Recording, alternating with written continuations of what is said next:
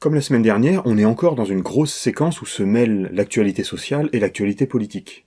Le mouvement des raffineries et ses prolongements dans d'autres secteurs, dimanche, la marche contre la vie chère et l'inaction climatique lancée par les partis de gauche, et la journée de mobilisation intersyndicale de mardi. Et bien sûr, à l'Assemblée, le passage en force du gouvernement sur le budget. Tout en ignorant comment ce conflit politique va rebondir, on peut se demander quels effets politiques il a d'ores et déjà, parce que le succès ou l'échec d'un conflit social ne se mesure pas seulement à l'ampleur de la satisfaction de ses demandes. Allez, on fait le point.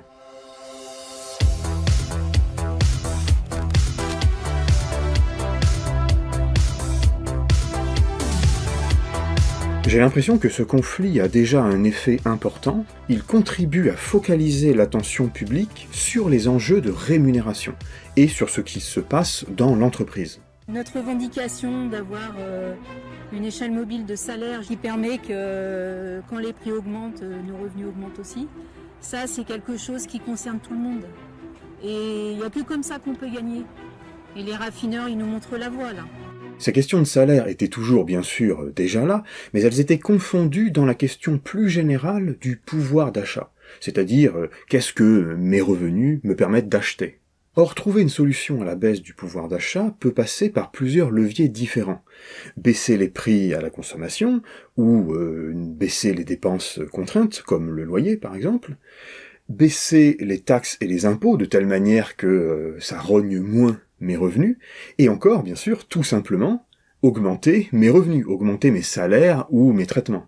Les grévistes demandent pour leur salaire à la fois un rattrapage de l'inflation, mais aussi un peu plus, en prenant sur les super-profits de leur firme. Les raffineurs nous montrent la voie qu'il y a un vrai problème de partage des richesses et de salaires dans notre pays. Aujourd'hui, il y a beaucoup de corporations qui sont en grève, il y en a qui le seront encore demain avec les raffineurs. Le gouvernement nous déclare la guerre, nous dit nous on est prêt à vous réquisitionner, on est prêt à tout faire pour casser le droit de grève. Aujourd'hui on leur répond que si on veut faire grève, si on veut que ça se voit, c'est les travailleurs qui décideront. Ce faisant, ils demandent plus de justice dès la répartition primaire de la valeur ajoutée entre le travail et le capital. Et pas donc seulement au moment de la redistribution, c'est-à-dire au moment où la puissance publique intervient pour corriger les inégalités, par la fiscalité, par les prestations ou par les services publics. Et ils ne demandent pas non plus uniquement que ça se passe au moment de la consommation, par des boucliers tarifaires ou par des baisses de taxes sur la valeur ajoutée, par exemple. Alors bien sûr, le levier des salaires n'exclut pas l'activation des autres leviers, mais il a la particularité de s'attaquer directement à la source, au capital. Ce taux de profit gigantesque, ça devient obscène. C'est une obscénité. Et je pense qu'il y a dans les consciences quelque chose qui est en train de se transformer. Chez les Français, c'est déjà transformé depuis longtemps. Vous savez, si on demande il faut taxer les super profits, c'est 80% des gens qui répondent oui. Si on demande est-ce qu'il faut relever les salaires, c'est 80% des gens qui répondent oui. Pour bien comprendre ce point, on pourrait comparer le mouvement des raffineries, pour le dire vite, avec le mouvement des gilets jaunes. Non pas pour les opposer, mais pour comprendre comment le système adapte sa défense selon la nature de l'attaque.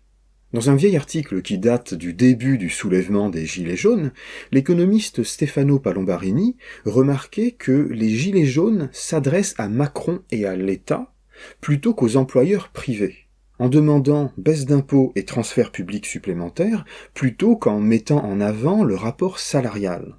Palombarini se demandait si les participants à ce grand mouvement populaire n'avaient pas intégré le fatalisme néolibéral sur l'impossibilité d'augmenter les salaires. On se retrouve ainsi dans une situation paradoxale qui voit l'exigence de soutien du pouvoir d'achat devenir très aiguë et urgente pour des catégories salariées qui ont intégré l'impossibilité d'obtenir quoi que ce soit dans le conflit distributif avec les employeurs. Et c'est vrai, on s'en rappelle, ce mouvement n'était pas focalisé sur l'entreprise. Il n'était pas question de grève, mais de filtrage ou de blocage des flux logistiques et des centres de consommation, ronds-points, péages ou supermarchés. Une hiérarchisation forte et nouvelle des attentes du salariat pourrait ainsi contribuer à expliquer le glissement d'un affrontement social structuré par le conflit capital-travail, historiquement traduit dans le clivage droite-gauche, à un affrontement entre le peuple, à savoir l'ensemble des catégories populaires, et un gouvernement perçu comme le représentant des élites.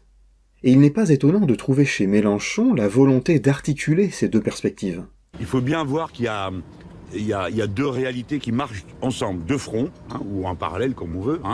Le salariat organisé autour de ces syndicats et ce que nous appelons le peuple, c'est-à-dire les salariés plus tous les autres, qui ne sont pas à l'entreprise, qui ne sont pas, soit qu'ils soient retraités, soit qu'ils soient chômeurs, soit qu'ils soient précaires. Donc il faut que les deux avancent en même temps. Les forces politiques de gauche veulent répondre à ces crises à la fois par une hausse des salaires, mais aussi par le blocage des prix. C'était les deux jambes de la marche contre la vie chère. Mais elles se heurtent aux propositions politiques dominantes, qui sont celles de Renaissance et du Rassemblement national, qui refusent d'augmenter les salaires, se limitant à octroyer des primes et à jouer sur les prix à la consommation par le levier fiscal. Le conflit social dans les raffineries est venu donner du carburant, si je puis dire, aux forces politiques. Le centre de gravité du débat public autour des questions d'inflation et de pouvoir d'achat s'est déplacé d'un cadrage de baisse des prix et des taxes vers un cadrage d'augmentation des salaires. Même l'éditorial du Monde de mercredi mentionnait ce déplacement de focalisation, tout en soupirant de soulagement à ce qu'il appelle la défaite de la CGT. Un autre signe de ces effets, c'est que ces mobilisations sociales et politiques sont parvenues quelque peu à imposer leur calendrier au gouvernement. Le 49.3 n'a été mobilisé que mercredi, c'est-à-dire ni en fin de semaine précédente, pour ne pas grossir la marche contre la vie chère de dimanche, ni en début de semaine, pour ne pas alimenter la journée de mobilisation syndicale de mardi. Mais nous avons fait le choix du dialogue. Le gouvernement fait un petit peu moins le cacou que d'habitude avec les mouvements sociaux, et même Macron a essayé un peu de se contenir, à part quelques petites séquences OSS 117. Mais vous comprendrez aisément qu'on ne va pas rentrer dans une situation où c'est le président de la République qui va faire les négociations salariales chez SO Total. Parce que là, on va partir cul par-dessus tête. Bon alors t'inquiète, c'est la Macronie, tout ça finit par des 49.3, mais on voit néanmoins que revient sur le devant de la scène le conflit capital-travail et son expression dans la question du salaire. Ça veut dire qu'il y a un déplacement très intéressant dans le champ de l'entreprise, sur ce fameux dialogue social où aujourd'hui les Français, même les plus protégés par des situations d'emploi, ne comprendraient pas que des entreprises réalisant de très très grands bénéfices décident de reverser des dividendes aux actionnaires et ne pas simplement jouer la carte de la politique salariale. Bien sûr, dire tout ça n'augmente pas le SMIC ou ne remplit pas le réservoir, mais l'analyse politique, c'est aussi savoir repérer les avancées sous les défaites ou le statu quo, micro-avancées qui peuvent servir de point d'appui pour de futures authentiques victoires. Par exemple, ce sera pas la même chose d'aborder la lutte contre la contre-réforme des retraites selon qu'on envisage les retraites comme une prestation dont le pouvoir d'achat doit être revalorisé, ou comme une continuation du salaire qu'il faut faire augmenter en prenant sur les profits du capital. On verra. À la semaine prochaine.